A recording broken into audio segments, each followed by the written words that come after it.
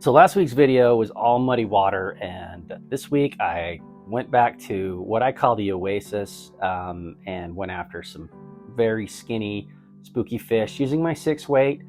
Typical setup: 12 feet of 0X and 4 feet of 10-pound mono. Carp here are pretty small, but it's a fun spot that feels a lot like bone fishing. So we'll jump into it here. This is all spring fed, really clear, and all these little marks you can see out here are actually areas where these carp feed, and they move through this zone in big schools, and big schools can be really hard. So typically I try to target individuals whenever I can. You can see a couple down here to the left. You get a lot of opportunities here. This is a place that took me a while to find, but anyway, rather than a drag and drop here, this technique is lead and twitch, cast out in front of the fish, and then I wait for the fish to approach and then try to give the fly just a little bit of movement to get them to see it and come eat it. This is a place where drag and drop, while I do it a couple of times in this video, it's not very effective here. And I think it's a combination of clear water, and these are very small fish. Small juvenile carp are exceptionally wary. They're honestly harder to catch than larger carp because they're just constantly on the lookout. If you think about the life of a carp, a female carp lays between 100 and 200,000 eggs, and most of those eggs get eaten by other fish.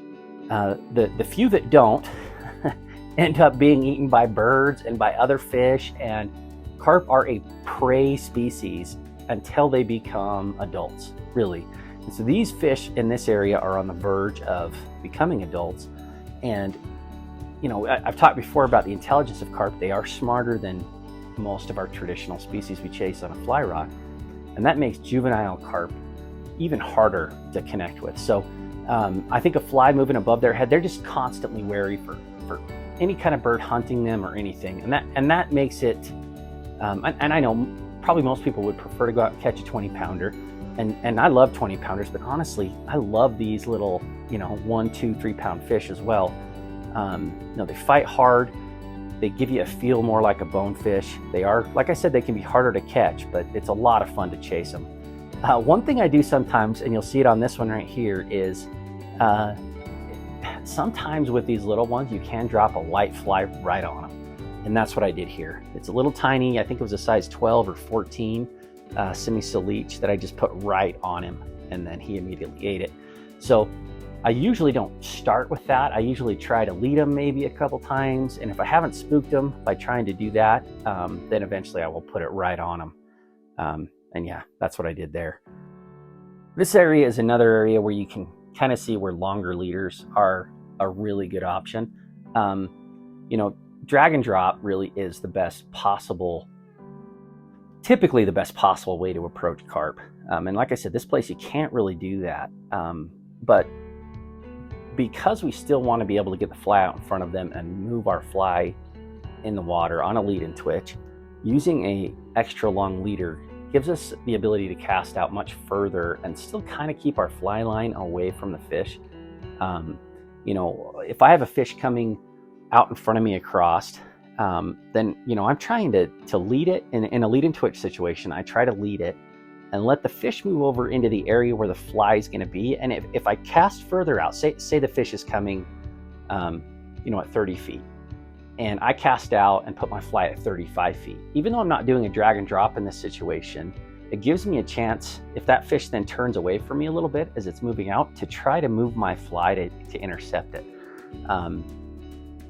Or if it starts coming towards me, I can move my fly, right? Pull it in towards me. Now, if my fly line was, or my tippet and leader was only 9 feet, there's just very little chance that the carp isn't going to pick up on that fly line moving through the water. It's going to scare them. So that long leader for this kind of stuff becomes pretty critical as well.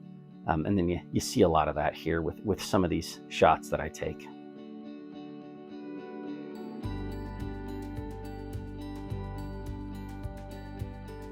So you'll notice on this that there's actually quite a bit of wind now. This isn't a very big area, and these waves are starting to pick up, making seeing the fish quite a bit more difficult. Again, though, another situation where it's easier to manage your fly if you have a shorter leader and this kind of stuff. Because I have to use light flies here, I still use that longer leader, and I would cast and kind of use that wind to let it like pull the fly into position. It's tough, and it's hard to explain exactly how you do it, but you use the wind to your advantage with that longer leader. Your fly line actually then pulls the fly back to the left in this situation, and kind of the fly line itself pulled it into the path of the fish, and then I saw him move forward to eat it. That's one of the more challenging things. Like typically in this situation, I would try to get around so that the wind was more at my back here. But this area in the middle here is there's a bunch of springs that come up, and it just kind of drops out on you. So you can wade the edges, and there's a few spots you can wade, but it's pretty difficult to get around these fish. So I just made do with what I could here. This fish I actually saw cruising up the other side of the bank, and then he just came and turned towards me. This is one of the few real drag and drop situations. It's a little bit deeper right here.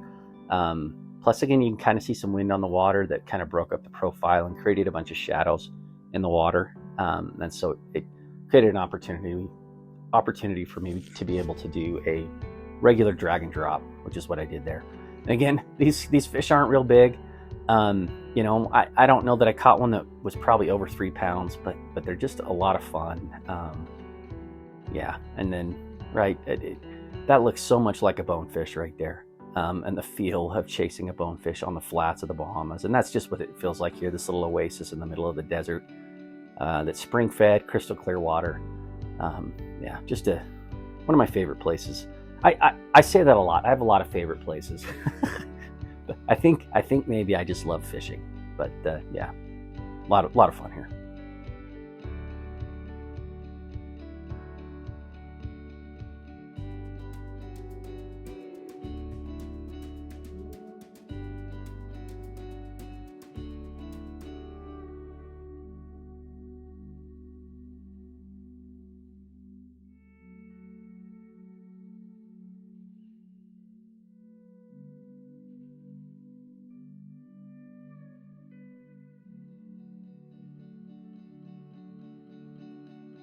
This fish was one of the more aggressive fish I saw the entire day. I mean, he was chasing whatever he was eating, and there's a lot of little damsels, some chironomids, and some other little insects like that in this area. And I think he was pretty heavy on the damsels.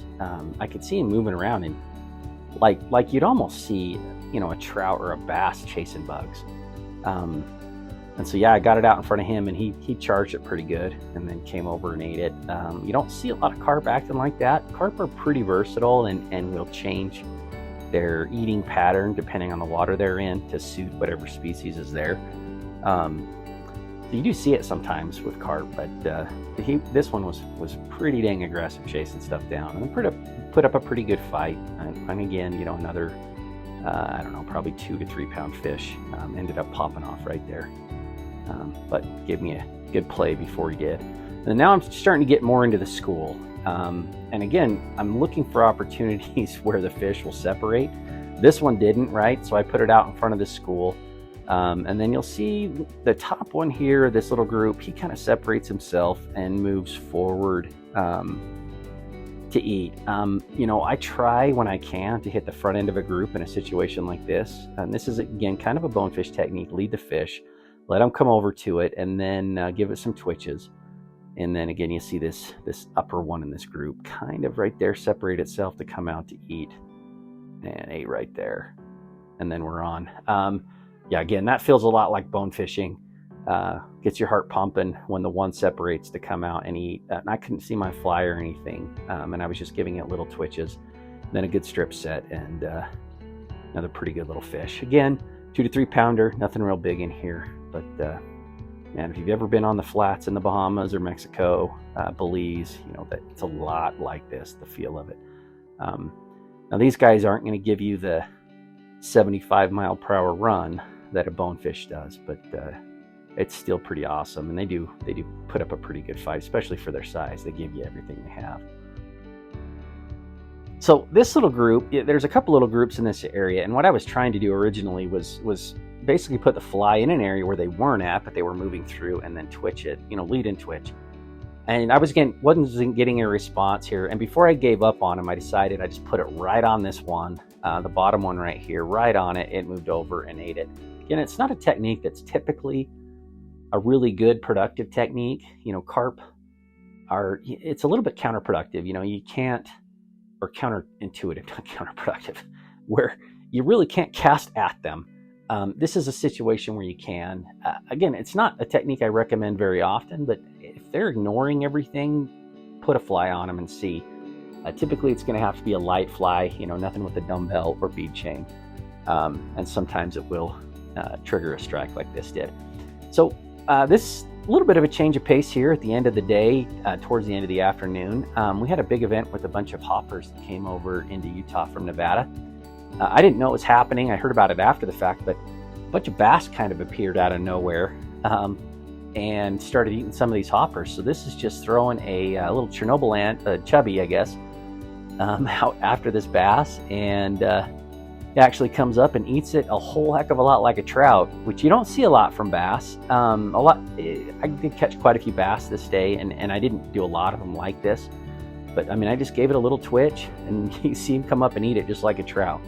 Not a bad little bass. None of these bass were very big, and I wouldn't have changed and gone after the bass probably. I do catch them sometimes because it's just fun.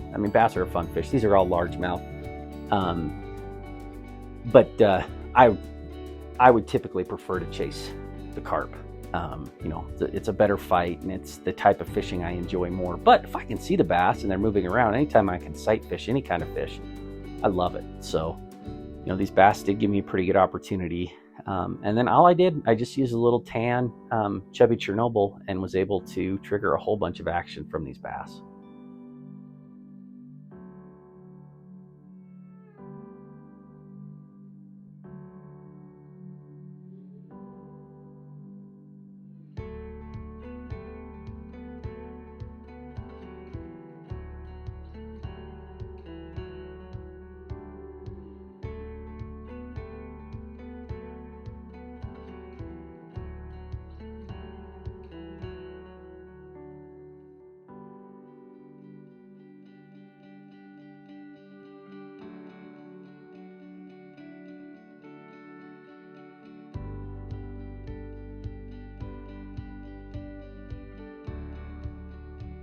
Now, the other fun thing about this was at this point, really most of the carp were pretty well spooked and weren't going to be eaten anymore.